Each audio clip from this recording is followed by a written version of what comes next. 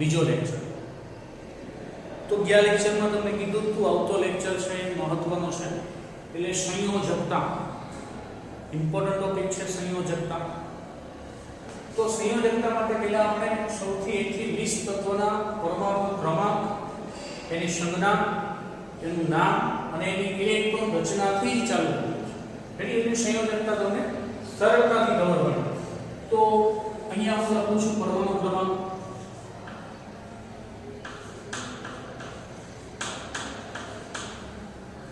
પછી એનું લખશું નામ, તત્વનું નામ, પછી એની સંજ્ઞા, પછી એની ઇલેક્ટ્રોન રચના,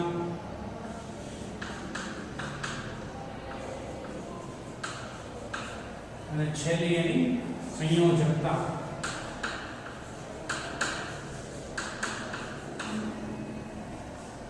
તો પહેલા વ્યાખ્યા સમજીએ. સંયોજકતા એટલે શું? સંયોજકતા છે શું? તો સંયોજકતા છે એ એની કેપેસિટી બતાવે છે કે બીજા અન્ય પરમાણુ સાથે બંધ બનાવવાની જે કેપેસિટી છે એ શક્યતા છે કે કેટલા પરમાણુથી ઇલેક્ટ્રોનથી એની સાથે જોડાશે, એ સંયોજકતા દ્વારા ખબર પડે. તો હું પરમાણુ ક્રમાંક 1, તત્વનું નામ તમે જાણો છો હાઇડ્રોજન, એની સંજ્ઞા H, એની ઇલેક્ટ્રોન રચના 1, સંયોજકતા એકી સાથે પછી સમજાવું. ચલો નંબર 2, બીજા નંબરનું તત્વ હિલિયમ, એની સંજ્ઞા He, એની ઇલેક્ટ્રોન રચના 2, કારણ કે એની પાસે 2 ઇલેક્ટ્રોન હોય તો ઇલેક્ટ્રોન રચના શું છે? એના ઇલેક્ટ્રોનની ગોઠવણી કે સંયોજનની અંદર ઇલેક્ટ્રોન કેવી રીતે ગોઠવાયેલા હોય. ચલો નંબર 3, લિથિયમ, લિથિયમની સંજ્ઞા Li, એની ઇલેક્ટ્રોન રચના 2, 1. તો અહીંયા 1 અને 2 આવ્યા, પછી 2 1 આવ્યા. શું કામ એવું થયું? તો કે કોઈ પણ પરમાણુ, ધારો કે હાઇડ્રોજન છે, પરમાણુ છે, આ રીતે ગોઠવાયેલા હોય. આ એનું કેન્દ્ર છે. ચલો ને પેલી કેન્દ્ર, એના ફરતે કેન્દ્રના ફરતે શું હોય? કક્ષાઓ હોય. તો આને હું પહેલી કક્ષા, બીજી કક્ષા, ત્રીજી કક્ષા કહું. તો એની કક્ષાની અંદર વધુમાં વધુ 2 જ ઇલેક્ટ્રોન સમાઈ શકે છે. કક્ષાની અંદર પહેલી કક્ષામાં કેટલા ઇલેક્ટ્રોન સમાઈ શકે? 2, બીજી કક્ષામાં 8, ત્રીજીમાં 18 અને ચોથી કક્ષામાં 32 ઇલેક્ટ્રોન સમાઈ શકે. એની કેપેસિટી છે. એ શોધવા માટે 2n2 સૂત્ર છે. આ સૂત્ર મુજબ કઈ કક્ષામાં કેટલા ઇલેક્ટ્રોન ગોઠવાઈ શકશે એનું સૂત્ર છે 2n2.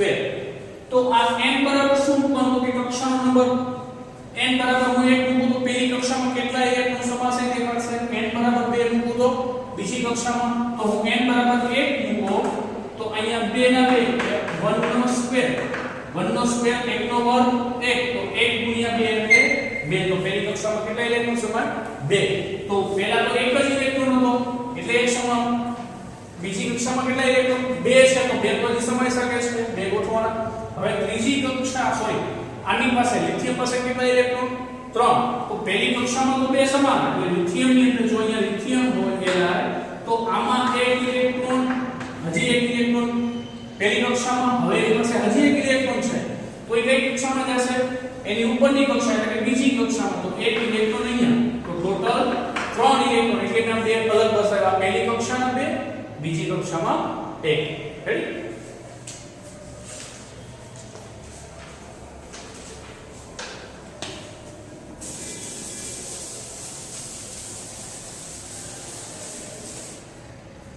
ચલો number 4, boron, sorry, beryllium.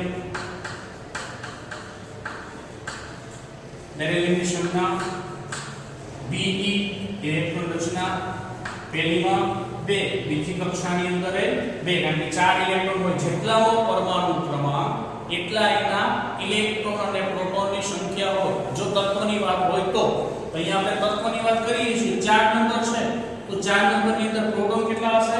4. Electron કેટલા હશે? 4. રાઈટ. નંબર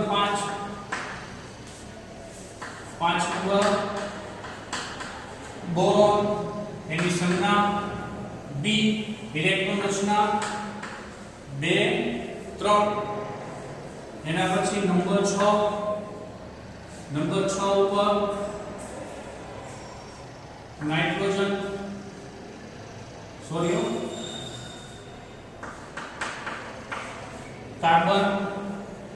કાર્બનની સંજ્ઞા C, એની ઇલેક્ટ્રોન રચના કાર્બનની અંદર કેટલા ઇલેક્ટ્રોન? 6. તો પહેલી કક્ષામાં 2, બીજીમાં 4. નંબર 7 નાઇટ્રોજન, એની સંજ્ઞા N, એની પાસે કેટલા ઇલેક્ટ્રોન? ટોટલ નાઇટ્રોજન પાસે 7. પહેલી કક્ષામાં 2, કેટલા લીધા? 5. તો બીજી કક્ષામાં 5 ઇલેક્ટ્રોન. નંબર 8 નંબર ઉપર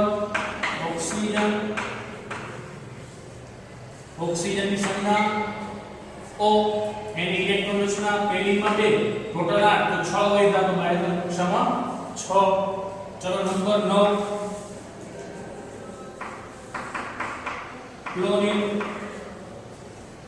एनी संज्ञा F, एनी इलेक्ट्रॉन रचना टोटल इलेक्ट्रॉन 9. पहली में 2, बीजी में कितना વધે? 7. चलो नंबर 10 नंबर पर नियोन, एनी संज्ञा Ne, इलेक्ट्रॉन रचना 2 8. चलो અહીંયા ટોટલ 10 ઇલેક્ટ્રોન હતા તો 2 અને 8. તો બીજી કક્ષાની અંદર 2n² મુજબ n બરાબર જો 2 મૂકું તો 2 નો વર્ગ, તો 2 ના 2 નો વર્ગ કેટલા થાય? 4 4 2 ને 8. તો બીજી કક્ષામાં કેટલા ઇલેક્ટ્રોન સમાઈ શકે? 8. તો આપણે 8 ઇલેક્ટ્રોન ગોઠવા. હવે બીજી કક્ષામાં ઇલેક્ટ્રોન સમાવવાની કેપેસિટી છે જ ને, તો હવેનું જે 11નું તત્વ છે એનો એક ઇલેક્ટ્રોન સમાઈ જશે એના પછીની કક્ષામાં. તો આ છેલ્લી કક્ષા જે છે આ છેલ્લી ને એક જ છે. તો છેલ્લી કક્ષા રહેલી છે જે ઇલેક્ટ્રોનની એની સંયોજકતા કક્ષા કહેવાય. કક્ષાને શું કહેવાય? છેલ્લી કક્ષાને સંયોજકતા કક્ષા. એમાં જે ઇલેક્ટ્રોન છે એને સંયોજકતા ઇલેક્ટ્રોન, એને શું કહેવાય?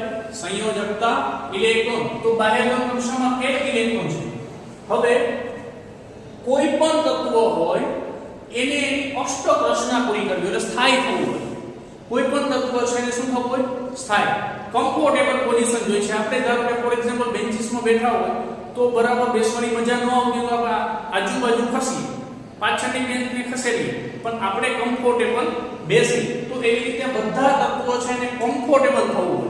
તો એ કમ્ફર્ટેબલ એટલે કેના ઉપર આધાર રાખે? એની ઇલેક્ટ્રોન રચના ઉપર. ઇલેક્ટ્રોન રચના અષ્ટક રચના જો પૂરી હોય તો સ્થાયી છે. અષ્ટક રચના કેને કહેવાય? તો કે બાહ્ય કક્ષામાં 2 ઇલેક્ટ્રોન હોય અથવા તો 8 ઇલેક્ટ્રોન હોય તો એ સ્થાયી છે. 2 અથવા 8. તો 2 માત્ર કેના માટે લાગુ પડશે? આ 2 છે એ સંપૂર્ણ ભરાય માત્ર હિલિયમ માટે. કારણ કે પહેલી કક્ષામાં કેટલા ઇલેક્ટ્રોન સમાઈ શકે? 2n² મુજબ પહેલી કક્ષામાં માત્ર ને માત્ર 2 જ ઇલેક્ટ્રોન સમાઈ શકે છે. એટલે 2 ઇલેક્ટ્રોન હોય તો પૂરી ભરાયેલી છે. જો 2 ઇલેક્ટ્રોન હોય તો પહેલી કક્ષા પૂરી ભરાયેલી છે. જો પૂરી ભરાયેલી હોય તો સ્થાયી છે.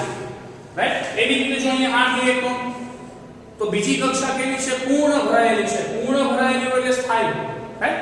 તો એને સ્થાયી થવા માટે નજીક જે પડતું હોય એ વસ્તુ કરે. ફોર એક્ઝામ્પલ હું હાઇડ્રોજનની વાત કરું. Hydrogen, right? તો હાઇડ્રોજનમાં એક જ ઇલેક્ટ્રોન છે. કાંઈ એક ઇલેક્ટ્રોન મેળવે અને કાંઈ એક ઇલેક્ટ્રોન ગુમાવે તો સ્થાયી થાય છે. કારણ કે જો એક ઇલેક્ટ્રોન મેળવે તો એનામાં કેટલા ઇલેક્ટ્રોન થઈ જાય? 2. એક ઇલેક્ટ્રોન મેળવે તો કેટલા ઇલેક્ટ્રોન થઈ જશે? 2 ઇલેક્ટ્રોન. તો અષ્ટક રચના પૂરી થઈ જાય. અથવા તો એક ગુમાવી દઈએ તો કેટલા થઈ જાય? એના 0. તો કેટલા થઈ જાય? 0. તોય સ્થાયી છે. પણ બંને ત્યાં સુધી હાઇડ્રોજન ઇલેક્ટ્રોન આપવાની વૃત્તિ ધરાવે. એટલે પ્લસ બને ત્યાં સુધી ઇલેક્ટ્રોન આપશે તો એની સંયોજકતા કેટલી થશે 1 એની સંયોજકતા 1 નંબર 2 હિલિયમમાં ઓલરેડી 2 છે એને ઇલેક્ટ્રોન આપવાની જરૂર નથી ને મેળવવાની જરૂર નથી એટલે એની સંયોજકતા કેટલી 0 હવે જોવો જો અહીંયા લિથિયમ 2 1 બાહ્ય કક્ષામાં ઇલેક્ટ્રોન કેટલા 1 અષ્ટક રચના પૂરી કરવી હોય એટલે કે અહીંયા 2 છે આ નીકળી જાય તો એની અષ્ટક પૂરી એની જે કક્ષા છે સંપૂર્ણ ભરાયેલી થઈ જાય અથવા તો જો 7 ઇલેક્ટ્રોન મેળવે 1 ગુમાવે તો એમાં ઇલેક્ટ્રોન કેટલા વધે માત્ર 2 અથવા તો 7 મેળવે તો એની પાસે ઇલેક્ટ્રોન કેટલા થઈ જાય પહેલામાં તો 2 હતા જ બીજા 7 આવે એટલે 1 + 7 = 8 તો બાહ્ય કક્ષામાં 8 ઇલેક્ટ્રોન થઈ ગયા તોય સ્થાયી થઈ જાય છે તો કાઈ એક ગુમાવે કાઈ એક 7 મેળવે તો બેયમાંથી સેદું કયું પડે એને એક ગુમાવવો સહેલો છે કે 7 મેળવવા સહેલા છે સીધી વાત છે એક ગુમાવવો સહેલો છે તો એની સંયોજકતા કેટલી 1 પણ જે ઇલેક્ટ્રોન ગુમાવે એની સંયોજકતા આગળ પ્લસ લાગે જે ગુમાવે એ કેવા પ્લસ કારણ કે કોકને આપ્યું ને આપે હંમેશા પ્લસ કોક પાસે તમે ઉછીનું લ્યો તો તમે દેણું કર્યું બરાબર તો દેણું કરો તો કેવી ચાર્જ લાગે માઈનસ તો આ તો કોકને આપ્યું છે તો આના ઉપર ચાર્જ કેવો +1 એવી રીતે હાઇડ્રોજનનો ચાર્જ કેવો લાગે +1 ચલો એના પછી જો 2 બાહ્ય કક્ષામાં કેટલા ઇલેક્ટ્રોન 2 તો બાહ્ય કક્ષા એટલે સંયોજકતા કક્ષા તો 2 ઇલેક્ટ્રોન છે કાઈ 2 ઇલેક્ટ્રોન આપી દઈએ અને કા કેટલા મેળવવા પડે 6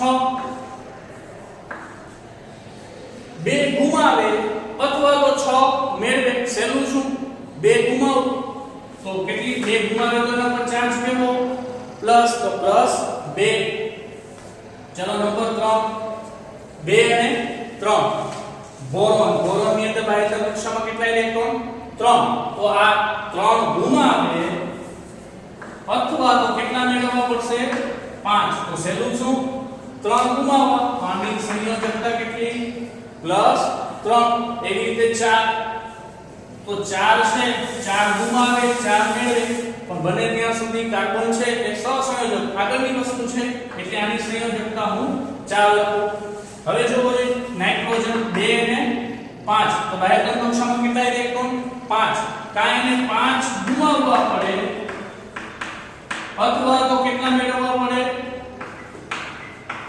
3 મેળવે તો 5 ગુમાવી દઈએ તો બાહ્ય કક્ષામાં 2 થઈ ગયા અષ્ટક રચના અથવા તો 3 મેળવે તો 5 ને 3 8 થઈ જાય તો અષ્ટક રચના થઈ ગઈ તો સેલું શું પડે 3 મેળવવા રાઈટ તો 3 મેળવવા તો સંયોજકતા કેટલી 3 પણ કોક પાસેથી લીધા તો કેવા માઈનસ એવી જ રીતે ઓક્સિજન બાહ્ય કક્ષામાં 6 કાઈને 6 ગુમાવવા પડે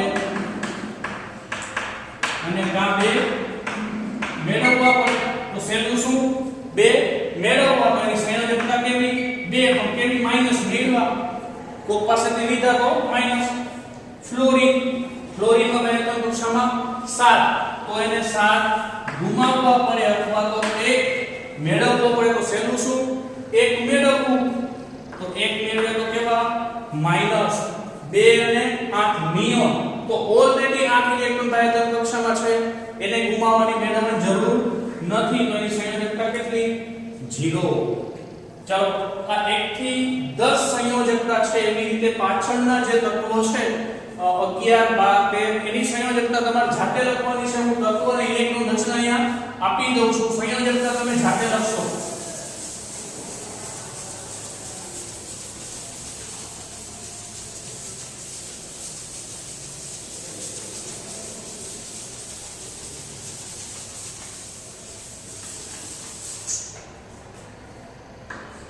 चलो 11 નું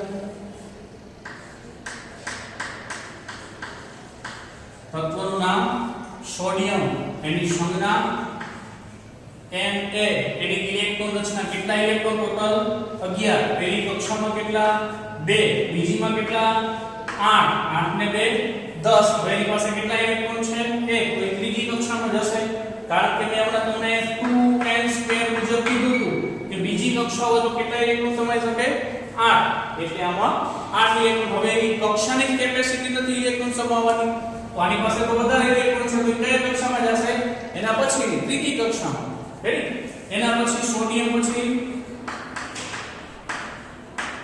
મેગ્નેશિયમ નંબર 12 એની સંખ્યા Mg જો પહેલો અક્ષર હંમેશા કેપિટલ બીજો સ્મોલ એની ઇલેક્ટ્રોન રચના શું થશે પહેલામાં 2 બીજામાં 8 ને 2 10 થઈ ગયા હજી એની પાસે કેટલા ઇલેક્ટ્રોન છે 2 તો એના પછીની કક્ષામાં 2 ચલો નંબર 13 નંબર પર એલ્યુમિનિયમ ની સંખ્યા Al ચલો એની પાસે 13 ઇલેક્ટ્રોન છે પહેલીમાં 2 બીજીમાં 8 ને 2 10 થઈ ગયા કેટલા ઇલેક્ટ્રોન મૂકું 3 રેડી એના પછી નંબર 14 નંબર ઉપર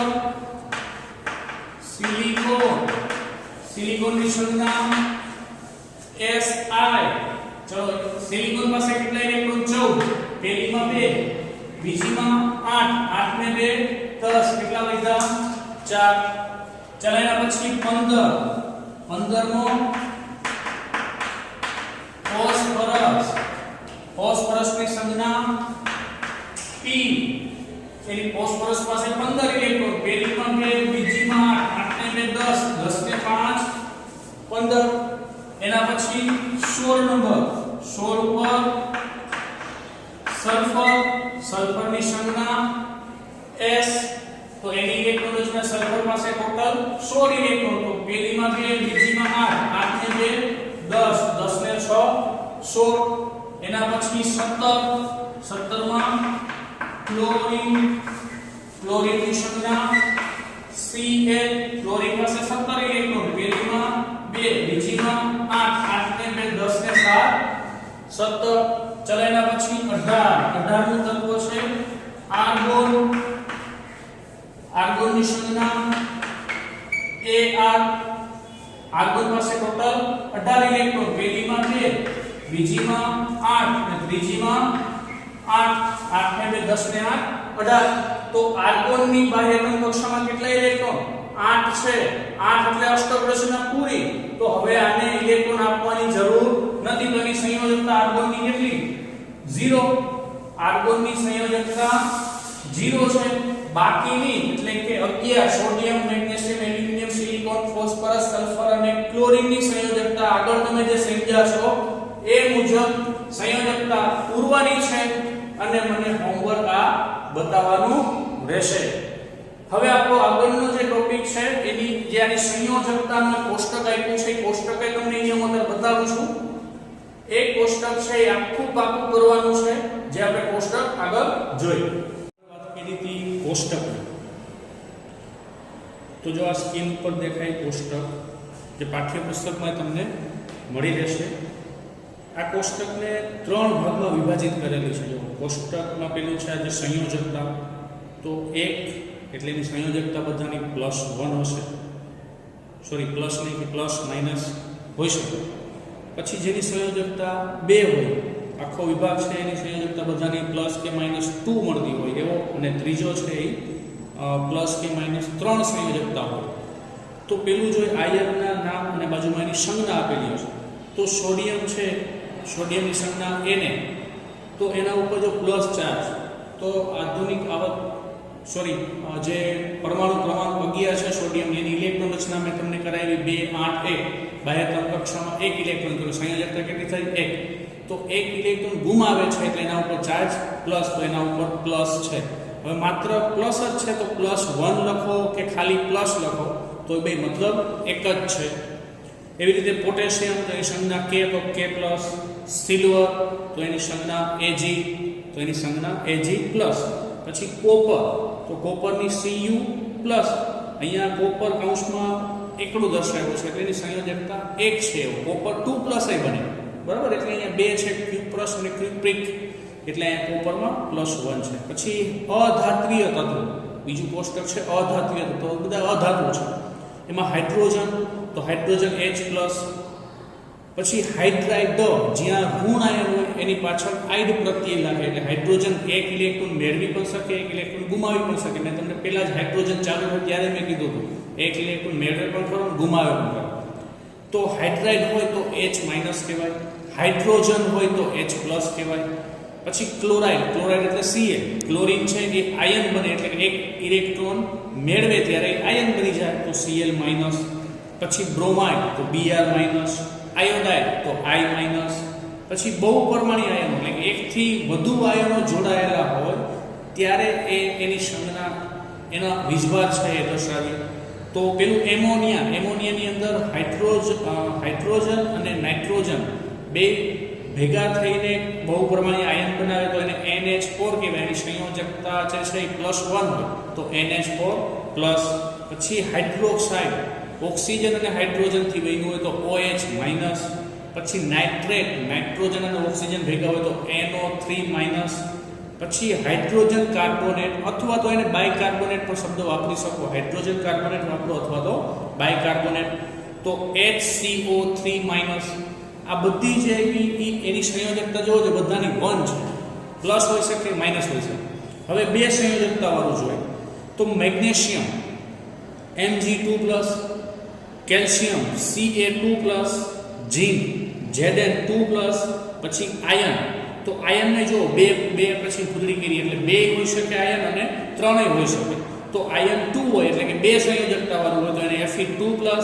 પછી કોપર, જો કોપર એક સંયોજકતામાં આવ્યું હતું Cu+ અને કોપર 2 આવ્યું તો Cu2+. પછી ઓક્સાઇડ તો O-2, જ્યાં માઇનસ હોય ત્યાં આઇડ પ્રત્યય હોય તો સલ્ફાઇડ તો S-2. પછી આગળ વધીએ બહુપરમાણીયમાં તો કાર્બોનેટ એટલે C અને ઓક્સિજન ભેગા હોય તો CO3 2-. સલ્ફાઇડ તો SO3 2-. સલ્ફેટ તો SO4 2-. ક્રોમેટ તો CrO4 2-. ડાયક્રોમેટ તો Cr2O7 2-. હવે ત્રણ સંયોજકતા હોય એવા તો કે એલ્યુમિનિયમ તો એલ્યુમિનિયમની સંજ્ઞા Al, બાહ્યતમ કક્ષાના 3 ઇલેક્ટ્રોન ગુમાવે એટલે 3+. પછી આયન 3 તો Fe3+. પછી અધાતુઓમાં નાઇટ્રાઇડ તો N3-. બહુપરમાણીયમાં ફોસ્ફેટ PO4 3-. તો આખા કોષ્ટકની અંદર તમારે પાકું આ આખું કોષ્ટક યાદ રાખવાનું છે. કેવી રીતે રાખશો કે હાઇડ્રોજન હોય તો એની સંજ્ઞા શું H, હાઇડ્રાઇડ છે એટલે સંયોજકતા -1 તો H-1. તો કાર્બોનેટ પૂછ્યું તો CO3 2-. તમને પૂછવામાં આવે ફોસ્ફેટ તો એની PO4 3-. આવી રીતે તમને બધા યાદ રહેવા જોઈએ. તો આ કોષ્ટક પાકું કરી લેશો તે પછી આના પછીનો આપણો જે નેક્સ્ટ ટોપિક છે મોસ્ટ ઇમ્પોર્ટન્ટ, સંયોજનના સૂત્રો બનાવવાના. તો સંયોજનના સૂત્ર તો જ આવડશે કે આ બધી તમે સંયોજકતા જાણતા હશો તો આ આપણો લેક્ચર છે મોસ્ટ ઇમ્પોર્ટન્ટ છે. બધાએ વ્યવસ્થિત યાદ રાખવાનું છે. હરિઓમ અસ્તુ.